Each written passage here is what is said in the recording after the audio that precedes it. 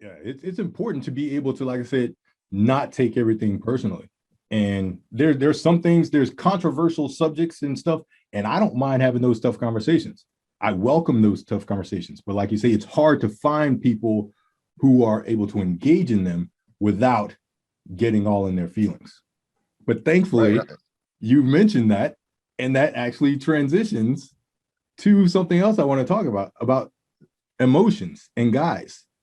Mhm. What are your thoughts on guys having and expressing or being emotional? Is that something that, yeah, Well, I've just recently started diving into some research on that type of thing. But what I will tell you, Rose, what so far what I've learned is that women are high in negative emotion, and men are more men are more high in positive emotion.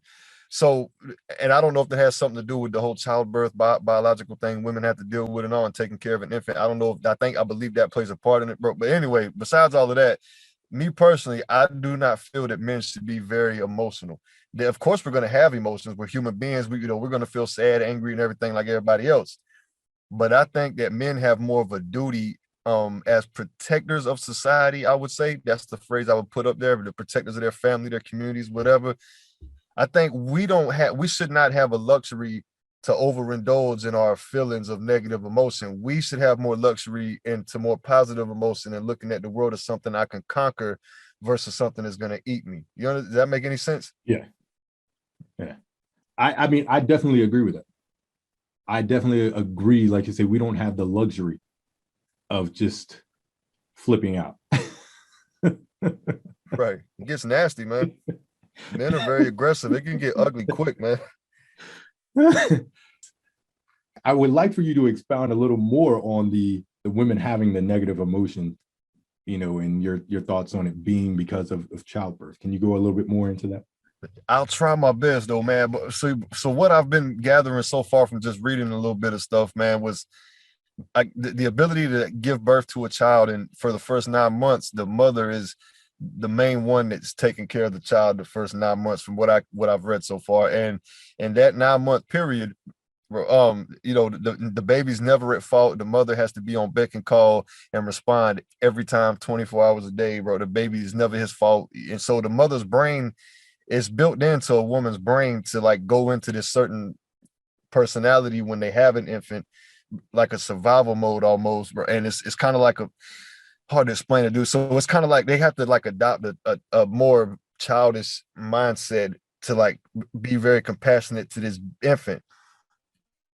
And so we've seen that play out when those type of women try to get in relationships with men or whatever. There's kind of a confrontation because a lot of disagreeable men, they're not going to put up with a mindset like that. So a woman has to like switch. It's like a switch that's like on and off or whatever. But I don't know how to. I don't want to sound too dumb, so I don't want to go real deep into it. But I do think giving birth to a child and having to take care of an infant for that 9 month period, mostly yourself, breastfeeding, you have to be on beck and call. I think that actually, I believe the science, yeah, I believe it said that it plays a part in women being more susceptible to negative emotion, because you could imagine what comes with you having to give birth to a child. And then also, and think about this, bro, the world around a woman, think about that. You're a woman, we'll just put it in perspective. You're a woman, you look out into the world, what surrounds it? Danger at every corner. Everything's bigger than you, everything's stronger than you, and you also have a sexual fear as well, because the sexual consequences for a man in the world is way different than sexual consequences for a woman. So if a man gets raped, no big deal. He'll get a little psychologically messed up, boom, he can fix that, no problem.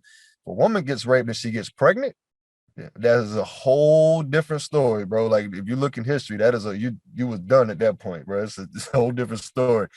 So you think about those fears that a woman has in the world, bro. You get everything's bigger than you. You had a constant fear of physical threat from men. You got a constant physical. You're always scared of physical violence, bro, because like everything's bigger and stronger than you are, biologically. So there's always that fear, and there's also the sexual fear of somebody raping you. What are you gonna do? You know what I'm saying? And you can have it. They could impregnate you. Imagine having that in your head 24/7, dude. Like that psychologically makes you more susceptible to depression and anxiety, because the world around you is super, super dangerous for women. Very, very dangerous.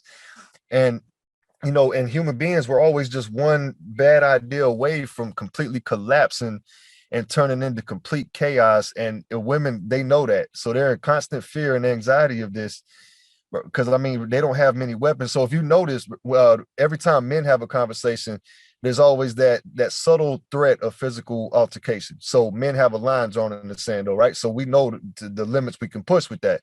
We now are seeing more conversations about the intellectual, the important stuff, the family, the mental state, guys showing emotions and everything like that. And I think that's important to where we understand there's a community there for me. There are guys that I can reach out to that aren't going to laugh at me, that aren't going to call me a punk or a bitch for expressing myself. Not that I'm going and I'm crying or anything like that, but just being able to say that I have something on my mind and getting some feedback. I think that's important. And we need more of that. We need more of that dialogue. So absolutely, man. I mean, that's, it's very important for men in general, though, because the world has kind of demonized the idea of masculinity, because a lot of people will put masculinity in this place where everybody instantly hears that word and they instantly think of aggression and murder and war and violence. But that's not what masculinity is. At the nature of it, masculinity is pretty much what me and you are doing right now, this type of thing, bro. Like men coming together, they say iron sharpens iron. We're men. Masculinity is really a man that can take a hold of himself and realize that how small he is in the world and how minute he is to the grand scheme of things, and work his entire life to improving day after day. That's masculinity, bro. That takes a lot of balls. That takes a lot of masculine. That's masculinity, to project yourself into this unknown world where you're such a small player, everything is a threat to you, and you're constantly having to elevate, and you always hold this mirror up to you, constantly reminding you that you're not as good as that you could be tomorrow. And that's what masculinity is. But the world, society's kind of turned it into this negative thing, and that's why it's hurting a lot of young boys now, where even the young boys, especially in like elementary school and things like that, their teachers and the girls around them and everything, they're making them feel bad for making natural choices and speaking naturally how they would, by their nature, that masculine energy.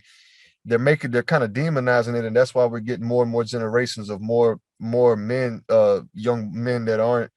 You could tell the difference from what it was, man, because they're just constantly digging into these young men about how it's wrong to be naturally. You can't do that.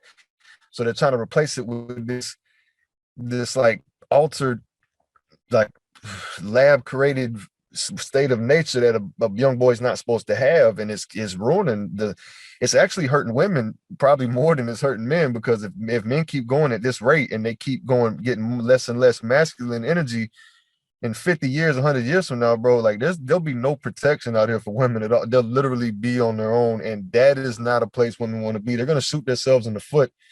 And I'm not saying all women, but the ones I'm talking about, the ones that screaming the most about it, they're going to shoot themselves in the foot, bro, and they're not. It's not going to end good. It's going to be very ugly in about 50 years to 100 years if they don't quit doing that to young boys. Yeah, and this is important because people have to understand that men and women, we're different. We're built differently. Our genetic makeup is different. Right. And so we're not built to be as emotional as women. Should we express ourselves and express our emotions? Yes. If we're hurt, say we're hurt. If we're in pain, we're in pain. If we want to cry, cry. But we're built to keep those emotions in check. So think about if we were as emotional as women. Think about a group of guys back in the day getting ready to go to war. And then all of a sudden they just break down and start crying. Oh, I don't want to leave you. I'm going to miss you so much. They would get slaughtered. Right. They wouldn't stand a chance. They wouldn't be able to go out and hunt. Oh, this poor animal. You're going to die of starvation. So we're not meant to be, like you said earlier, emotionally free to where we just express ourselves. And I was watching the YouTube channel Lapeef Let's Talk, and they were talking about the whole boys don't cry. And what they were saying is that was meant to tell them that no, you express yourself, but you don't lead with your emotions. You don't let your emotions control you and take over you.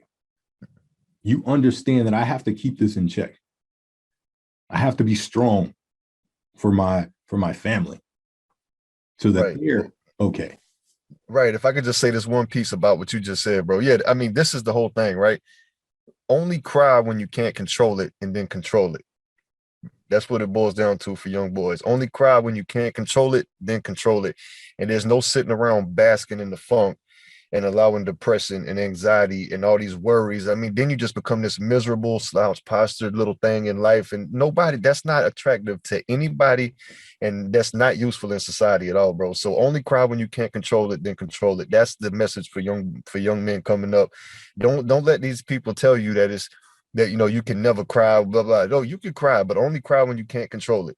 And then you control it. You don't let it marinate. You don't cry for a week. You don't lay in your bed for a week with the curtains closed and you don't want to get out of bed. You're just miserable. Nobody, that's not useful. Who's that useful to? How is that useful to society? How is that useful to humans? How are you useful to your lady at that point? What are you doing? Like, you leaving her vulnerable now because what are you doing? Now she has another woman living with her at that point, bro. That's not, you think she feels safe with that in the bed? Like, no, you can't do that to your woman. Don't do that to yourself. Don't do that to society. You need to do better than that.